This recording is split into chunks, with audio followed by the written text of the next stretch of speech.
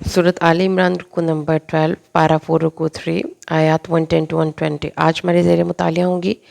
110 आयत में आप पढ़ेंगे कि मुसलमान बेहतरीन उम्मत हैं क्योंकि उनमें ये खसूसियात पाई जाती हैं, वो नेकी को हुक्म देते हैं, बुराई से रोकते हैं और अल्लाह पर ईमान लाते हैं। अहले किताब को भी ऐसा ही करना चाहिए। 111 आयत में अल्लाह ताला ने फरमाया कि अहले किताब मुसलमानों को सवाए मामूली अज़ियत के कोई नुकसान नहीं पहुंचा सकेंगे और जंग में भी मुसलमानों से नहीं लड़ सकेंगे। 112 में अल्लाह ताला ने ज़िल्लत व मोहताजी की मुजस्सम तस्वीर यहूद के बारे में गुफ्तगू फरमाई कि दुनिया में इनका अपना कोई नाम मकाम और कोई मुल्क नहीं है, ना होगा। मार भगाए जाएंगे सिवाय एक सूरत के, या अल्लाह की पनाह में आ जाएं या इंसानों की पनाह में आ जाएं। आगे हम 113 और से 115 आयत में जो पढ़ेंगे उसमें अल्लाह ताला ने फरमाया स्टीरियोटाइप नहीं होना, यानी अगर किसी कम्युनिटी के कुछ लोग बुरे हैं तो उसकी वजह से सारी कम्युनिटी को बुरा नहीं कहना। अहले किताब की कम्युनिटी में कुछ लोगों में अच्छी आदतें भी मौजूद थीं, जिनमें नंबर 1 वो अल्लाह के वक़्त, अल्लाह की रात के वक्त इबादत करके तिलावत किया करते थे कुरान की, और फिर वो अमर बिल मारूफ़ व नही अनिल मुनकर करने वाले थे, नेकी के कामों में बढ़ चढ़ कर हिस्सा लेने वाले ऐसे लोग। अल्लाह ताला ऐसे नेक लोगों के कोई भी अमल को ज़ाया नहीं करता, मगर काफिरों के तमाम अमाल ज़ाया हो जाएंगे क्योंकि उनका वो दुनियावी मालो मता और बेटों पर फ़ख्र करते थे। तो अल्लाह ताला ने फरमाया कि उनका दुनियावी मालो मता और बेटे अजाब से छुटकारे के लिए उनकी कोई हेल्प नहीं कर सकते।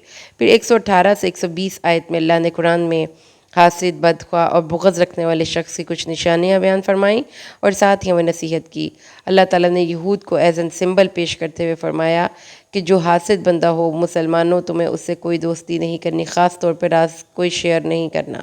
हसद और बुग़्ज़, जो हासिद बंदा है उसका दिल अपने महसूद से हमेशा हसद और बुग़्ज़ के जज्बात से भरा रहता है। फिर अल्लाह ने फरमाया कि हमारी तरक्की मुसलमानों की उनको बहुत तकलीफ़ पहुंचाती थी, तो यही हासिद शख्स के का हाल होता है। वो मुसलमानों की नाकामी पर खुश होते थे, कामयाबी पर परेशान होते थे। और अल्लाह ताला ने फरमाया कि ये ऐसे लोग बहुत बड़े एक्टर होते हैं, आपके सामने वो एक्टिंग करते हैं मोहब्बत की, आपके खैर ख्वाह होने की, लेकिन आपकी गैर मौजूदगी में अपनी उंगलियों की पोरें काट खाते हैं कि ये मुसलमानों को ये क्या हो गया, तो बगल में छुरी मुंह में राम राम, ये उनकी आदत है। और अगर मुसलमानों को कहा गया कि अगर आप सब्र और तक़वा करें तो उनका हसद और मकर आपको कोई नुकसान नहीं पहुंचा सकता। इसलिए मुसलमानों को कहा गया कॉन्फिडेंस के साथ अपनी अच्छाई के रास्ते पर चलते रहें और उनको उनकी बुराई और हसद के सपुर्द कर दें। ये आले इमरान की आयत नंबर 110 से आज हमारा सबक होगा। हम पढ़ते हैं अऊज़ु बिल्लाहि मिनश शैतानिर रजीम, बिस्मिल्लाहिर रहमानिर रहीम। तुम थे खैरा उम्मा, बेहतरीन उम्मत, या तुम बेहतरीन उम्मत रहे हो।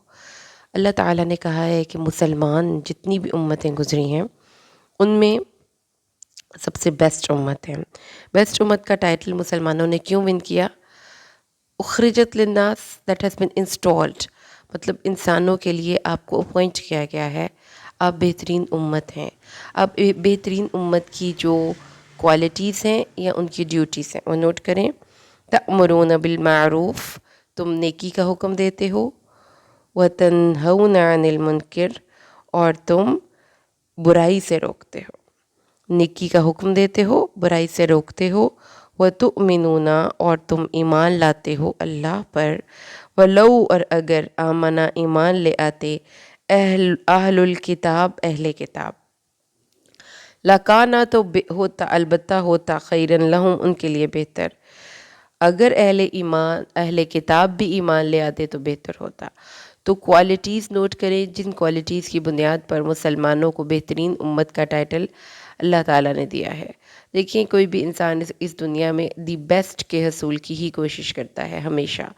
तो जो दी बेस्ट है वो टाइटल इस खसूसियत से मिलेगा कि अल्लाह पर ईमान लाएंगे और अपनी ज़िम्मेदारी से दूसरे इंसानों को बुराई से रोकेंगे और उनको अच्छे काम करने का हुक्म देंगे। और अगर अहले किताब भी ये करते तो उनके लिए बेहतर होता, क्योंकि कुरान पाक में अहले किताब की बारे में अल्लाह ने फरमाया वो बुरे लोग थे, क्योंकि कानू ला यतनाहून अन मुनकरिन फ़अलूहु, बुराई से एक दूसरे को नहीं रोकते थे। लौला यनहाहुमुर रब्बानियून वल अहबार, उनके अल्मा और उनके अहबार ने उनको क्यों मना न किया, अन अक्लिहिमुस सुहत, اپنا یہ کھانے سے، حرام کھانے سے اور جھوٹ بولنے سے یہ کیوں منع نہیں کرتے تھے؟ تو اللہ تعالیٰ نے یہ ایک اصول ہے قرآن پاک کا کہ ایک انسان جو برائی کے راستے پر چل رہا ہے، جو لوگ اچھائی کے راستے پر چل رہے ہیں، ان کو فکر ہونی چاہیے اس کی. تو جو یہ ایک ذمہ داری کا احساس ہے، یہ جس بھی انسان میں ہوگا تو وہ بہتر ہوگا عام انسانوں سے. لیکن یہ سیلفش اپروچ کہ مائنڈ یور اون بزنس، برائی ہو رہی ہے تو ہوتی رہے، معاشرہ تباہ ہو رہا ہے تو ہوتا رہے، لوگ خراب ہو رہے ہیں تو ہوتے رہیں، وہ اگر کسی انسان کے اندر ہے تو وہ ایک اچھا انسان ہی نہیں ہے قرآن کے ریفرنس میں. تو انسانوں کو دوسرے انسانوں کے لیے فکر کرنی چاہیے، اور خاص طور پہ ان کی ہدایت کی فکر کرنی چاہیے. تو اللہ تعالیٰ نے فرمایا تم سب سے بہتر امت چلے آئے ہو، جو لوگوں کے لیے نکالی گئی. تم نیکی کا حکم دیتے ہو اور برائی سے روکتے ہو اور اللہ پر ایمان رکھتے ہو. اور اگر اہل کتاب بھی ایسا ایمان لے آتے تو ان کے لیے بہتر تھا. ان میں سے کچھ تو مومن ہیں اور اکثر نافرمان ہیں. لن یضروکم، نہیں وہ تکلیف پہنچا سکتے تم کو، الا اذن، مگر صرف چھوٹی سی تھوڑی سی تکلیف، اذیت، کچھ ایسی جملے، ایسی باتیں جو مسلمانوں کو اداس کر دیں، مسلمانوں کا دل توڑ دیں. اس کے علاوہ اگر آپ کہیں کہ پولیٹیکل فیلڈ میں، سوشل فیلڈ میں، اکنومیکل فیلڈ میں کوئی پریکٹیکلی کوئی ڈیمیج کر سکتے ہیں وہ مسلمانوں کی کسی بھی چیز کو، تو ایسا اتنی ہمت ان کے اندر نہیں ہے، اتنے وہ اسٹرانگ نہیں ہیں. They are not strong enough کہ وہ مسلمانوں سے فرنٹ پہ آ کے لڑ سکتے ہیں یا جنگ میں آ کر ان کو ہرا سکتے ہیں. ہاں، وہ پیٹھ پیچھے چھرا گھونپنے کی اور مسلمانوں کے بارے میں یہ انٹرنیٹ پہ، سوشل میڈیا پہ کچھ کمپین وغیرہ چلانے یا ٹرولنگ کرنے کے علاوہ ان کے پاس اور کچھ نہیں ہے. مسلمانوں کو فرنٹ سے آ کے یہ نقصان پہنچانے کی جرت نہیں رکھتے. وَإِن يُقَاتِلُوكُمْ، اور اگر اتنا ان میں کوئی ڈیئرنگ بندہ آ جائے کہ وہ کہے کہ چلو ہم میدان جنگ میں مسلمانوں کا مقابلہ کریں گے، تو ان کی ساری ہوا میدان جنگ میں آتے آتے نکل چکی ہوگی. تو یولون الادبار، وہ اپنی پیٹھے پشت پھیر کر بھاگ جائیں گے. ثم لا ینصرون، پھر وہ ان کی مدد نہ ہوگی. تو یہ اللہ تعالیٰ نے بڑی، آپ قرآن کی حقانیت دیکھیے کہ جو بھی باتیں وہ خواہ کسی پولیٹیکل فیلڈ سے ریلیونٹ ہو، کسی خاص فرقے سے ریلیونٹ ہو، اس کو آپ ہسٹوریکل ایگزامپلس اور ہسٹوریکل ریفرنسز کے ساتھ پروف کر سکتے ہیں کہ یہود مدینہ سے کیسے دم دبا کے بھاگے تھے رسول صلی اللہ علیہ وسلم کے دور میں، اور پھر اس کے بعد جب ابھی آج کے دور تک بھی یہود کسی قسم کا مسلمانوں کو کوئی ایسا سیریس ڈیمیج پہنچانے کی پوزیشن میں نہیں رہے کہ مسلمانوں کی اکانومی کو بند کر دیں، مسلمانوں کو پریشان کریں، مسلمانوں کے لیے کوئی حالات تنگ کر دیں. سازشیں یہ کرنے میں ماہر ہوتے ہیں، اور یہ سازشوں کے ذریعے مسلمانوں کو نقصان پہنچانے کی کوشش کرتے ہیں. اللہ تعالیٰ فرماتے ہیں ضریبت، چسپاں کر دی گئی ان پر ذلت اور ان پر محتاجی جہاں بھی وہ پائے جائیں. تو اب دیکھیں 1400 سال پہلے یہ قرآن نے لکھ دیا، اور آج بھی ہولوکاسٹ اور اس طرح سے یہودیوں کو یہ چیزیں، آپ جا کر ذرا اس کے بارے میں تھوڑا سا دیکھیں کہ کتنے لاکھ، کتنے ملین، 6 ملین جیوز ور برنٹ الائیو. اور یہ نازی ہٹلر کے دور حکومت میں ہوا کہ انہوں نے کہا کہ ہم جو ہے سپیریئر بلڈ ہیں، اور یہ جو یہودی ہیں they don't have any right to live. تو ان کو مار دیا گیا، انہوں نے بڑے بڑے چمنیز میں بند کر کے آگ لگا دی، ان کے کپڑے اتروا لیے، ان کے ساتھ ذلت ان کے ساتھ، حتیٰ کہ آپ یہ دیکھیں گے کہ یہ لوگ جو ہیں یہ بعد میں تتر بتر ہو گئے، ان کے ملک سے نکال دیا گیا. پھر انہوں نے بڑی مشکل سے اسرائیل ایک چھوٹی سی ریاست بنائی، اور وہ بھی کسی انسان کے سہارے پر. یہاں تو اللہ تعالیٰ نے فرمایا ہے کہ اب ان کا دنیا میں کہیں پہ بھی کوئی ٹھکانہ نہیں رہے گا، کوئی ایک سٹیبل گورنمنٹ نہیں ہوگی، کوئی ان کا ایک نام اور مقام اور وقار نہیں ہوگا. کیوں نہیں ہوگا یہ؟ کیونکہ اللہ تعالیٰ نے فرمایا الا بحبل من اللہ، اگر یا تو وہ دین اسلام کے دائرے میں آ جائیں، یا اللہ تعالیٰ کی رسی، اللہ تعالیٰ کی پناہ میں آ جائیں، یا کسی مسلمان کی پناہ میں آ جائیں. یعنی اللہ تعالیٰ نے فرمایا کہ انسانوں کی پناہ میں، کوئی مسلم یا غیر مسلم، اب جیسے کہ یہ ان کو سپورٹ کرتے ہیں یہودی لابی کو کچھ عیسائی، تو جس کی وجہ سے یہودی اس دنیا کو تھوڑا سا پریشان کرنے کی پوزیشن میں ہے. اگر آپ ان کی ریشو یا ان کی پرپورشن چیک کریں اور یہ دیکھیں کہ کیا وہ اس پوزیشن میں ہیں کہ مسلمانوں کو پریشان کر سکیں، تو جواب نہیں میں ہوگا۔ تو یہاں پر آ کر ایک بڑی خوبصورت بات آپ کو پتہ چلتی ہے، وہ یہ ہے کہ قرآن کی حقانیت واضح ہے اپنے ایک ایک دعوے میں کہ وہ کبھی بھی دنیا میں اکٹھے نہیں ہو سکتے۔ اور اللہ تعالیٰ نے فرمایا وَبَاءُوا بِغَضَبٍ مِّنَ اللَّهِ، وجہ اس کی کیا تھی کہ وہ اللہ کا بھاری غضب لے کر لوٹے، اللہ کی ناراضگی لے کر لوٹے۔ کیوں؟ وَضُرِبَتْ عَلَيْهِمُ الْمَسْكَنَةُ، اور پھر ان پر بے چارگی اور محتاجی مسلط کر دی گئی۔ ذالک، یہ اس لیے ہوا، کانو تھے وہ، یکفرون انکار کرتے اللہ کی آیات کا، وَيَقْتُلُونَ الْأَنْبِيَاءَ، اور وہ نبیوں کو قتل کرتے رہتے تھے، بغیر الحق، بغیر حق، نا حق، نبیوں نے ان کو سچی بات کی، ان کے دل کو پسند نہیں آئی، انہوں نے نبیوں کو اٹھ کے قتل کر دیا۔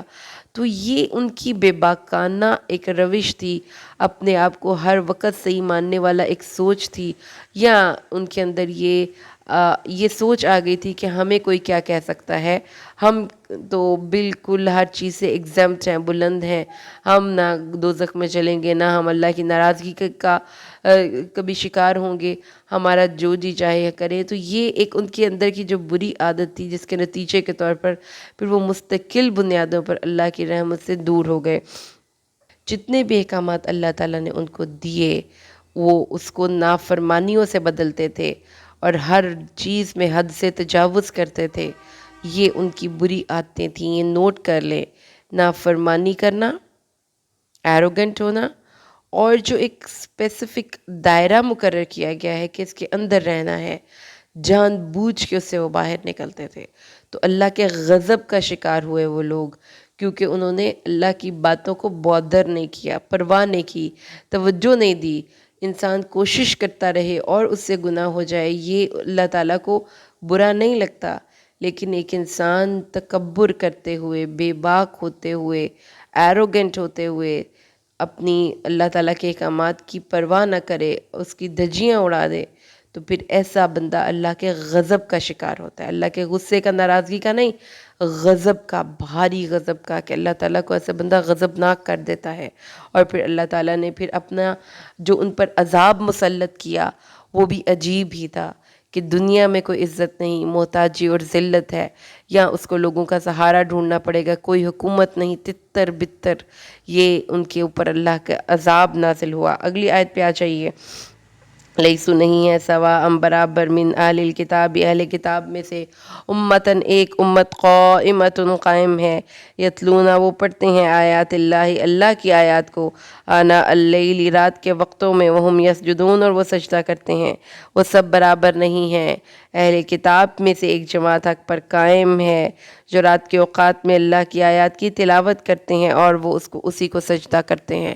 تو جو اللہ تعالیٰ نے یہاں پر اسٹیریوٹائپ ہونے سے ہمیں بچایا ہے، کہ کسی ایک کمیونٹی کا ایک بندہ غلط ہے تو اس ایک بندے کو، یا میجورٹی بھی غلط ہے تو اس میجورٹی کی وجہ سے جو مائنورٹی، کچھ کم لوگ بھی اگر اس نیکی کے راستے پر ہیں، اس برائی کے راستے سے اپنے آپ کو بچائے ہوئے ہیں، تو ان کو ان کا ڈیو کریڈٹ دیں، یہ نہ کریں کہ ساری کمیونٹی کو ایک ہی توپ کے گولے پر رکھ کر گولی سے اڑا دیں۔ تو اللہ تعالیٰ نے بھی ہمیں یہ بتایا، انٹلیکچولی ڈس آنیسٹ ہونا چاہیے، ڈس آنیسٹی اللہ کو پسند نہیں، ہمیں انٹلیکچولی آنیسٹ ہونا ہے۔ ہمیں یہ بتایا قرآن نے کہ اگر کوئی انسان کی کسی بھی کمیونٹی کے بارے میں آپ ان کی مورل ججمنٹ کر رہے ہیں، کیونکہ یہاں پہ ان کی مورالٹی کی بات ہو رہی ہے نا، ان کی کنڈکٹ کی بات ہو رہی ہے کہ وہ کیسا بیہیو کرتے تھے، ان کے بیہیویئر پہ جب اللہ تعالیٰ نے کمنٹری کی تو اللہ تعالیٰ نے کہا کہ ایروگنٹ تھے، تکبر کرتے تھے، حد سے گزر جاتے تھے، بات نہیں سنتے تھے۔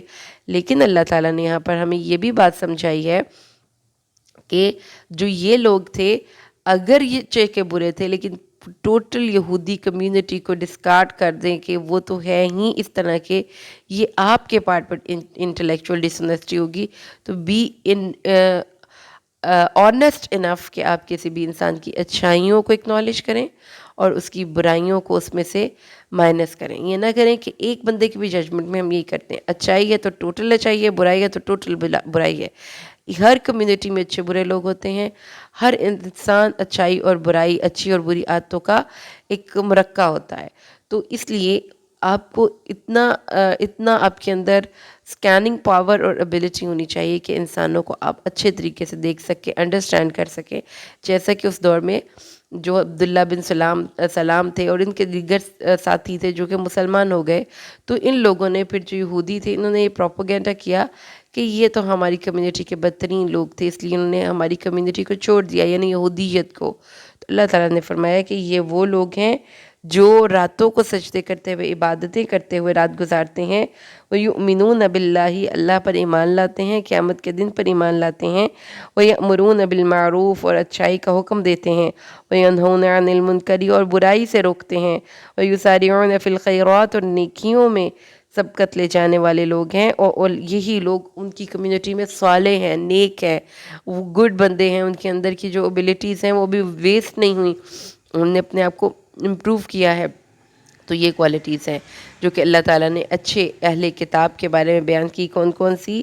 کہ وہ اللہ تعالیٰ پر اور یوم آخرت پر ایمان رکھتے ہیں، نیکی کا حکم دیتے ہیں، برائی سے منع کرتے ہیں، اچھے کاموں میں ایک دوسرے سے سبقت لے جانے کی کوشش کرتے ہیں.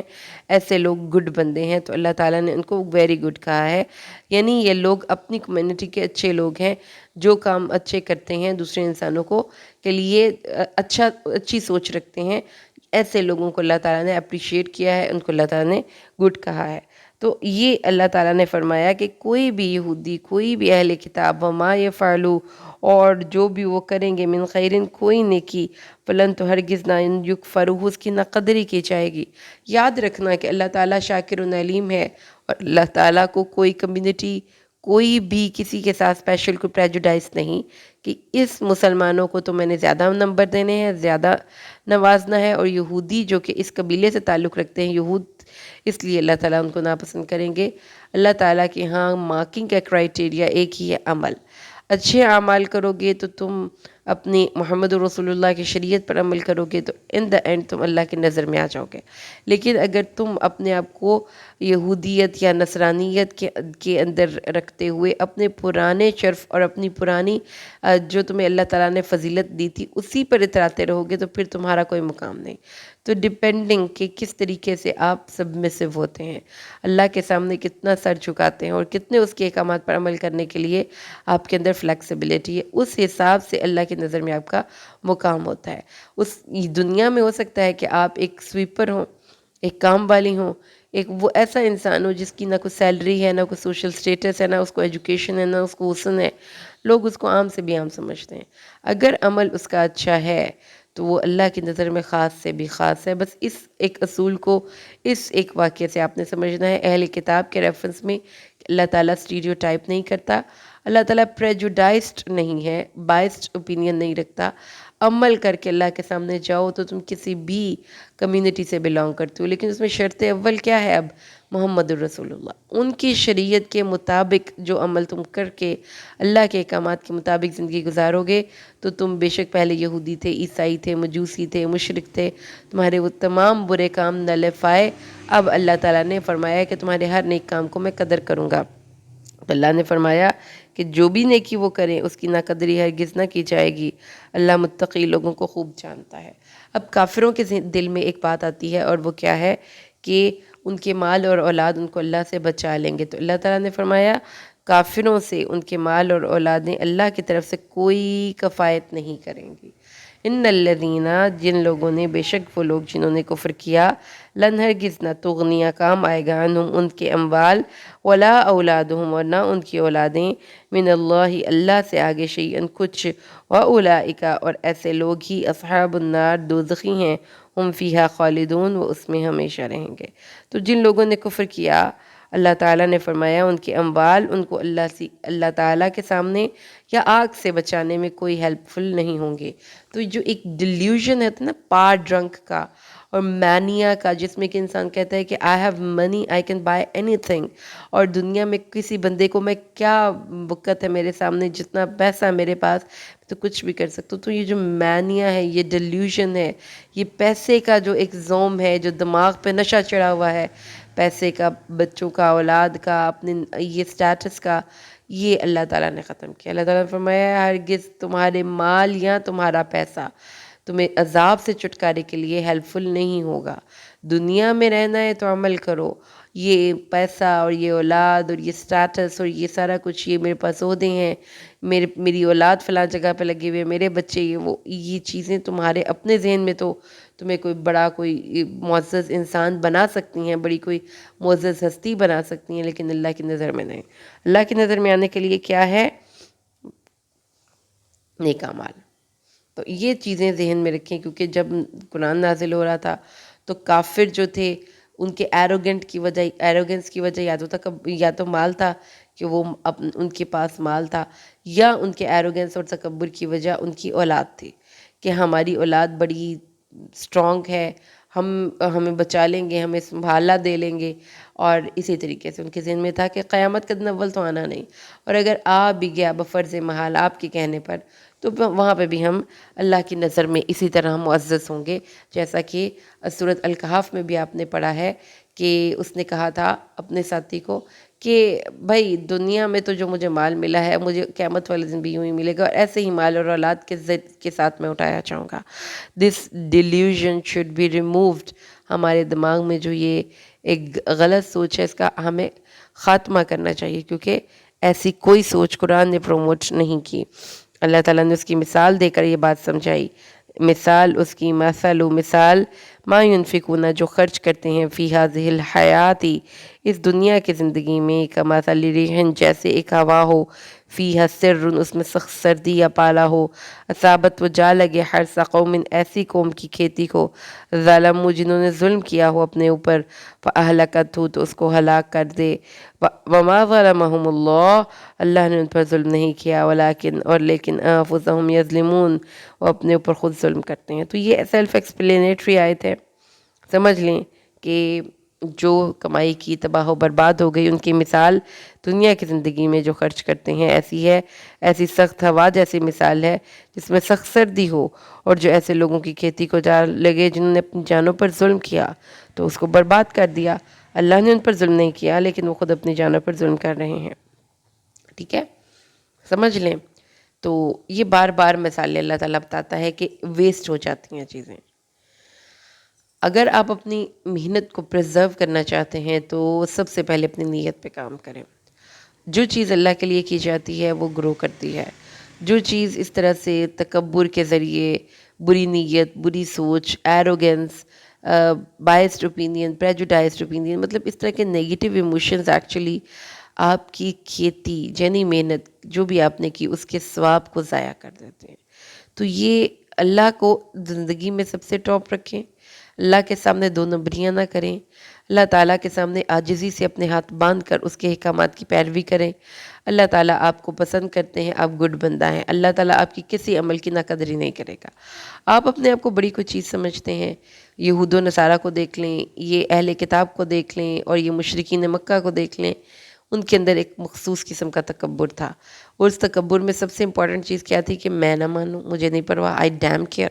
تو پھر اس میں اللہ تعالیٰ نے بتایا کہ جب تمہیں پرواہ نہیں تو ہمیں کیوں پرواہ ہوگی؟ جو بھی تم نے نیکیاں کی پھر ویسٹ ہو گئیں، تو ناؤ چوائس از یورز، اپنی مرضی سے تم نے یہ سب کچھ کیا تھا، اللہ تعالیٰ نے تم پر کوئی ظلم نہیں کیا، وہ خود اپنے اوپر ظلم کرے۔ تو اللہ ظالم نہیں ہے کہ آپ کہیں کہ اللہ تعالیٰ ان سے چھین لیتے ہیں ہدایت کے مواقع، یہ آپ کی بیڈ چوائس ہے، آپ اچھے طریقے سے زندگی کو لے کر نہیں چل رہے۔ تو اللہ تعالیٰ فرما رہے ہیں ٹھیک ہے، جس راستے پر تم چل رہے ہو، وَمَن يُشَاقِقِ الرَّسُولَ نُوَلِّهِ مَا تَوَلَّىٰ مِن بَعْدِ مَا تَبَيَّنَ لَهُ الْهُدَىٰ نُوَلِّهِ مَا تَوَلَّىٰ، جب آپ کو ہدایت مل جاتی ہے، اب پھر رسول کے بات نہیں سنتے اور راستے کے پیچھے نہیں چلتے، تو جو آپ کے دل کی مرضی، چاہت، خوشی ہوتی ہے، اللہ تعالیٰ اس کے مطابق آپ کو نوازتے ہیں۔ تو اللہ تعالیٰ فرماتے ہیں ہم نے ان پر ظلم نہیں کیا، لیکن وہ خود ظلم کر رہے تھے۔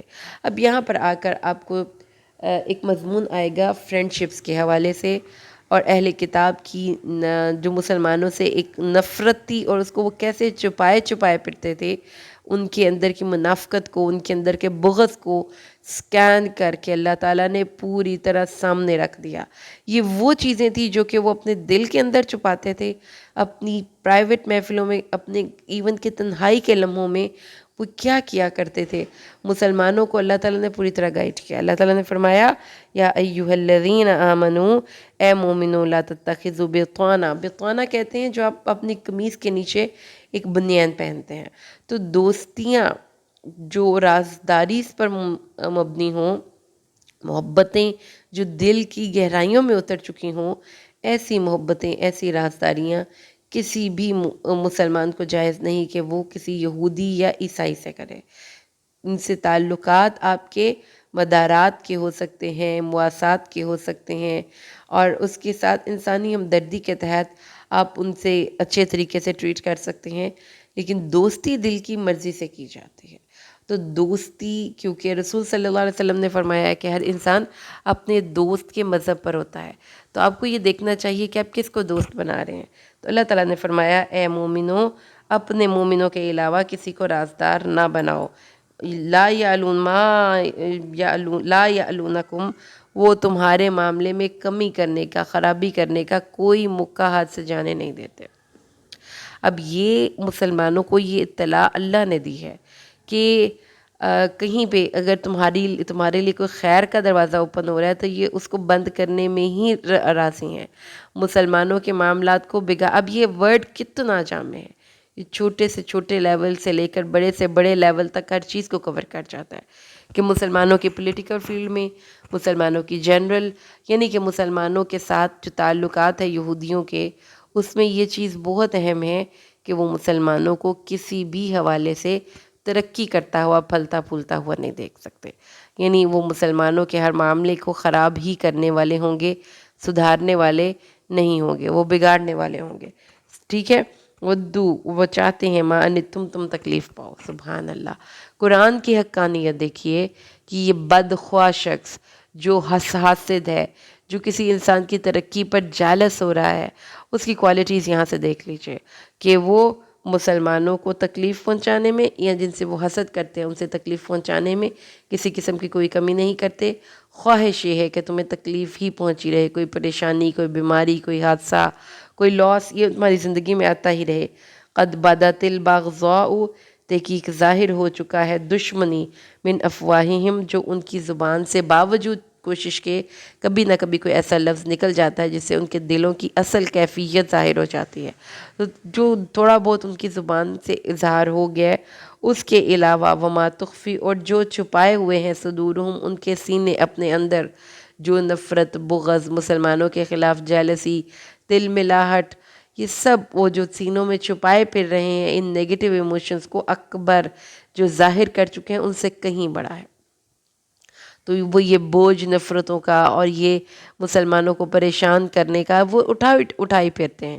تو آپ دیکھیں کہ اس دور میں انہوں نے کیسے کیسے نئی مسلمانوں کو پریشان کرنے کی کوشش کی، خاص طور پہ مدینہ کی جو ایک پولیٹیکل فیلڈ تھی، جس میں پولیٹیکل کچھ لوگ تھے جو کہ مسلمانوں کے سپورٹ کرتے تھے، ان لوگوں نے بھی، یہودیوں نے بھی مسلمانوں سے پولیٹیکلی اور جو ایک ڈیفنس کے لیے اس اپنے شہر کے معاہدہ کر رکھا تھا کہ ہم مسلمانوں کے ساتھ کھڑے ہوں گے جب ہمارے شہر پر حملہ ہوگا۔ لیکن جب مدینہ پر سارا عرب چڑھ دوڑا تو ان لوگوں نے کیا کیا، یہ سارے یہودی قبائل بدعہد ہو گئے اور سب نے ہی نبی کریم کا ساتھ چھوڑ دیا صلی اللہ علیہ وسلم۔ تو یہ چیزیں اللہ تعالیٰ فرماتے ہیں کہ دلوں میں جو نفرتیں ہیں وہ ان کے عمل سے ظاہر ہو رہی ہیں، لیکن عمل سے جو ظاہر ہو رہی ہیں وہ تو اس کا کچھ پرسنٹ ہے، باقی تو ساری نفرتیں انہوں نے دل میں سٹور کی ہوئی ہیں مسلمانوں کے خلاف۔ قد بینا، ہم نے تمہارے لیے اب نشانیاں کھول کر بیان کر دیں کہ ساودھان رہیں، بڑے محتاط سے ان کے ساتھ چلیں، یہ لوگ تمہارے دشمن ہیں۔ دلوں میں نفرتیں ان کے دلوں کے اندر نفرتوں کے بھانبڑ جل رہے ہیں، اس لیے ان کو اپنے حال میں چھوڑ دے مسلمانوں، کیونکہ یہ تم سے نفرت کرتے ہیں۔ ہاں انتم، دیکھو تم ایسے سادہ لوگ ہو، تحبونہم، تم ان سے محبت کرتے ہو، ولا یحبونکم، حالانکہ وہ تم سے محبت نہیں کرتے، وتؤمنون بالکتاب کلہ، اور تم ساری کتابوں پر یقین رکھتے ہو، وَإِذَا لَقُوكُمْ، اور جب وہ تم سے ملتے ہیں، قالوا، تو وہ کہتے ہیں آمنا، ہم مومن ہوئے، وَإِذَا، اور جب خلوا، علیحدہ ہوتے ہیں، عَزُّوا عَلَيْكُمْ، کاٹتے ہیں تم پر، اناملہ، اپنی انگلیاں، من الغیظ، غصے کے سبب، یعنی مسلمانوں تمہارے سامنے وہ کیا ہیں اور تمہارے پیچھے وہ کیا ہیں۔ قل، اے نبی فرما دیجئے، موتوا بغیظکم، اپنے غصے ہی میں مر جاؤ، ان اللہ، بے شک اللہ، علیم، خوب علم رکھتا ہے، بذات الصدور، سینے کے بھیدوں سے، دیکھو تم ایسے سادہ لوگ ہو جو ان سے محبت کر کے ان کی پوری کتابوں پر ایمان رکھتے ہو، وہ تم سے محبت نہیں کرتے، وہ تمہاری کتابوں پر ایمان نہیں لاتے۔ یہ تو سب سے پہلے دل کی بات اللہ نے بتا دی۔ جب وہ تم سے ملتے ہیں تم چہرے پر مسکراہٹ اور زبان میں مٹھاس، اور ہم آپ ایک ہی پیش میں ہیں، ہم مومن ہیں تو، لیکن جب یہاں سے نکل کر وہ جاتے ہیں اپنے گھروں میں تو وہ مسکراہٹ کا جو لبادہ، جو خوش اخلاقی کا لبادہ ان کو اوڑھا ہوا تھا، وہ سب کا سب نکل جاتا ہے، اور وہ تمہارے خلاف غیظ و غضب کا ایک استعارہ بن گئے ہیں۔ مسلمانوں کی محفلوں میں روز بیٹھ کر ان کی ترقیاں بھی دیکھنی ہیں، لوگوں کی نبی کریم سے عقیدت بھی دیکھنی ہے، لیکن جب مسلمانوں سے علیحدہ ہو کر وہ علیحدہ ہو جاتے ہیں تو پھر وہ کہتے ہیں، غصے سے اپنی انگلیوں کی پوریں کاٹتے ہیں اور کہتے ہیں کہ کیسے اظہار بھی مشکل ہے، چپ رہ بھی نہیں سکتے، مجبور ہیں، اف اللہ، کچھ کہہ بھی نہیں سکتے، کہیں گے تو کیا کہیں گے۔ تو اللہ تعالیٰ نے فرمایا کہ ایسے لوگ جو تم سے اتنے جیلس ہیں، اتنے تمہاری ترقیاں ان کو تکلیف پہنچاتی ہیں، ان سے تم نے بچنا کیسے ہے۔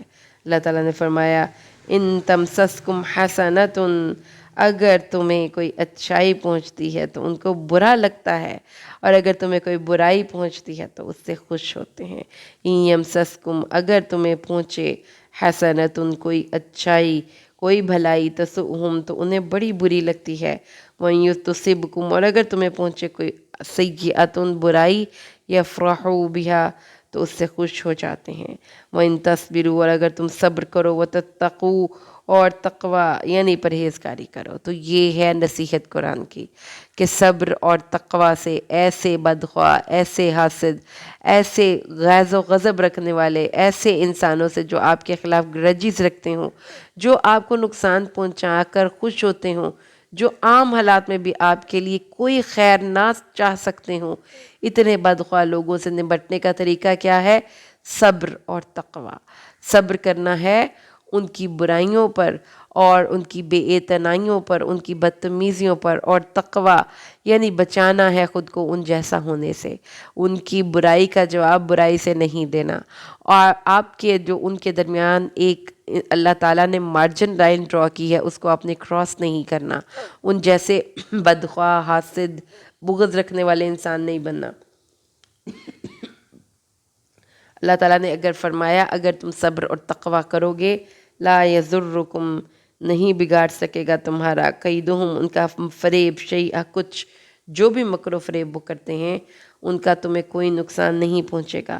ان اللہ، بے شک اللہ تعالیٰ، بما یعملون، اس کو جو وہ کر رہے ہیں، محیط، گھیرے ہوئے ہے۔ اللہ کو تو سب پتہ ہے، پتہ ہی نہیں ہے، گھیرنے کا لفظ سمجھ لیں جیسے کہ مکان کے گرد پولیس گھیرا ڈال کے بیٹھی ہو، جیسا کہ آپ کسی کمرے میں ہو اور آپ کے ارد گرد لوگوں نے گھیرا ڈال رکھا ہو۔ تو جو گھیرا ہوتا ہے نا، وہ کنسیپٹ ہی بڑا پیارا ہے کہ جس کے ارد گرد گھیرا ہوتا ہے، وہ پھر اس گھیرے کو آپ کہتے ہیں نا، اس کے مجرم کے خلاف گھیرا تنگ کر دیا، یعنی اس کو چاروں سائڈ سے پکڑنے کے لیے پلاننگ پوری کر لی گئی، کسی طرف سے بھی نہیں دوڑ سکتا۔ تو یہی اللہ نے فرمایا ہے کہ یہ اللہ کو انڈر ایسٹیمیٹ کرتے ہیں، اللہ کو سب پتہ ہے، اللہ کو تمہاری سارے کرتوتوں کا پتہ ہے، اور یہ کہ اللہ تعالیٰ تمہارے ارد گرد گھیرا ڈال کے بیٹھے ہیں، تو اس لیے اللہ کے اصول سے انحراف نہ کرو، اللہ کی پکڑ سے تم نہیں بچ سکتے۔